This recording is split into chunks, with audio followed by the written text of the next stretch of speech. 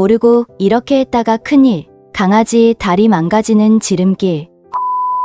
강아지 슬개골 탈구에 대해 모르는 보호자는 없으실 거예요. 그만큼 흔한 퇴행성 관절 질환 중 하나이기 때문이죠. 특히 소형견 대부분은 이미 태어날 때부터 유전적으로 가지고 있는 질환이기도 해요. 그래서 최대한 슬개골 탈구가 시작되지 않도록 어릴 때부터 예방에 신경 쓰는 보호자님들도 많답니다. 하지만 우리도 모르게 무심코 했던 습관들이 강아지 다리 건강을 망칠 수도 있다는 것 아셨나요? 오늘 영상에서는 보호자들이 흔히 실수해서 강아지 다리를 망치는 습관 5가지를 소개합니다. 평소 어떤 나쁜 습관들이 있었는지 함께 알아볼까요?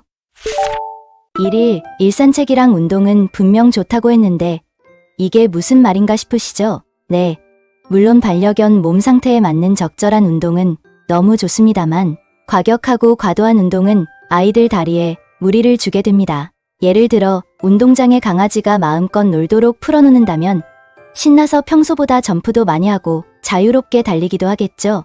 물론 강아지 스트레스 해소에는 도움을 줄 수 있겠지만 이런 상황은 무릎에 무리를 주게 됩니다. 특히 질주하다가 급격히 방향 전환을 하게 된다면 그 속도와 힘이 무릎에 집중되면서 손상을 받게 되죠. 슬개골 탈구가 이미 있는 아이들은 운동장을 조심해 주시길 바랍니다. 산책도 마찬가지인데요. 산책이 중요하긴 하지만 꼭 많이 한다고 좋은 것은 아닙니다.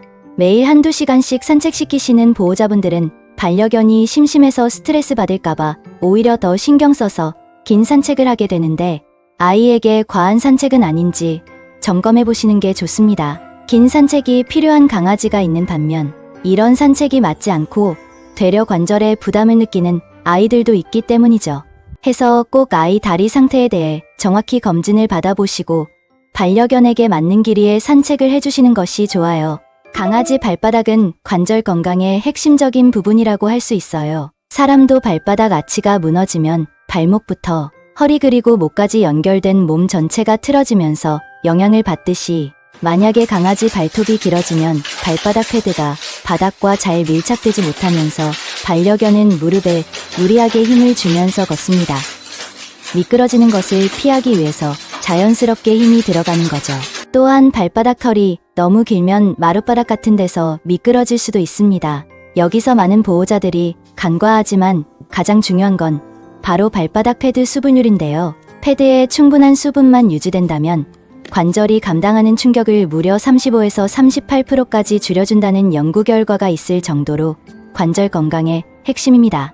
딱딱하고 건조해진 발바닥은 바닥과 마찰력이 줄면서 걸을 때마다 반려견 다리에 스트레스를 높이기 때문 당연히 강아지 관절에 나쁜 영향을 줄 수밖에 없어요.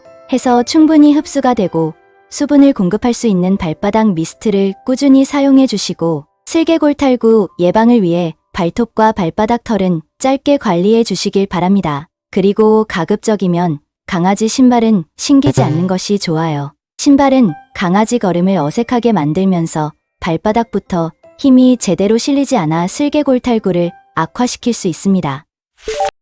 뭐 먹을 때마다 강아지가 이런 표정으로 쳐다보는 게 불쌍하면서도 귀여워서 매번 음식을 주신다면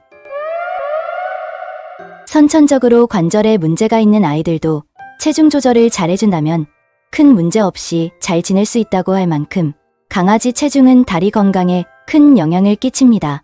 과체중인 아이들이 슬개골 탈구가 잘 생기는 이유는 무릎이 감당해야 하는 무게가 훨씬 더 많기 때문이죠. 체중이 늘어나면 늘어날수록 그 무게가 그대로 다리에 부담을 주게 됩니다. 반려견이 털찐 건지 과체중인지 알아보는 방법은 집에서도 간단히 할 수 있는데요. 위에서 봤을 때 허리 라인이 안쪽으로 들어가지 않는 경우 다이어트가 필요할 수 있습니다. 다이어트가 필요할 때는 간식을 줄여주시고 간식 대신 먹일 수 있는 관절 영양제를 주시는 것도 방법이에요. 강아지 과체중은 강아지 관절뿐만 아니라 당뇨병, 심장질환은 물론 결국 생명에도 영향을 끼친다는 연구 결과가 나와 있는 만큼 더 신경 써주시길 바랍니다. 반려견이 특히 우리를 격하게 반길 때 이렇게 두 발로 서서 점프를 하는 경우가 많은데요. 귀여움에 녹아 그냥 지켜만 보셨다면 이 행동은 강아지 몸 전체를 두 발에 집중시켜 다리에 굉장한 무리를 주게 됩니다.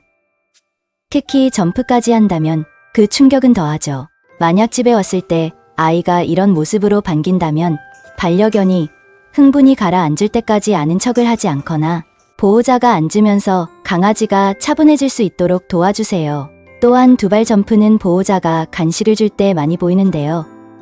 서서 먹이를 들고 일부러 점프를 유도하고 계셨다면 강아지 다리 건강을 위해 절대 그만해 주셔야 합니다. 두발석이나 점프를 자주 하는 강아지에게는 내 다리로 정상적으로 있을 때만 요구를 들어주시는 교육을 해주시는 것이 좋습니다. 반려견이 걷기 위해서는 무조건 발이 바닥에 닿아야 하죠.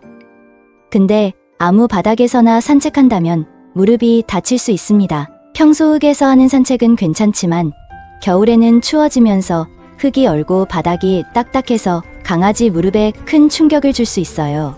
또한 많은 보호자들이 알고 있는 마룻바닥은 아이들이 자주 미끄러지면서 요즘 집에서는 카펫이나 매트를 깔아주시는데요. 근데 카페에 놀러 가게 되면 어떠신가요?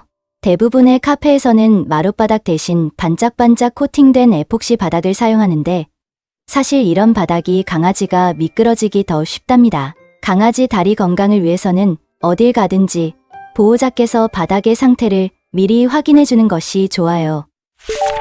오늘은 우리도 모르게 하고 있는 강아지 관절 건강을 해치는 행동들에 대해 알아봤는데요.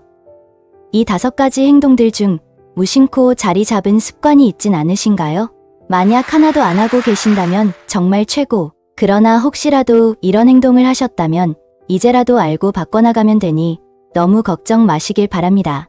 이 외에도 강아지 다리의 나쁜 습관을 알고 계신다면 댓글로 공유해 주시고 영상이 마음에 드셨다면 구독과 좋아요 부탁드립니다. 다음 영상에도 반려동물의 건강을 위한 정보로 찾아뵙겠습니다. 오늘은 여기까지 반려동물 건강 가이드 잠보아였습니다. 시청해 주셔서 감사합니다.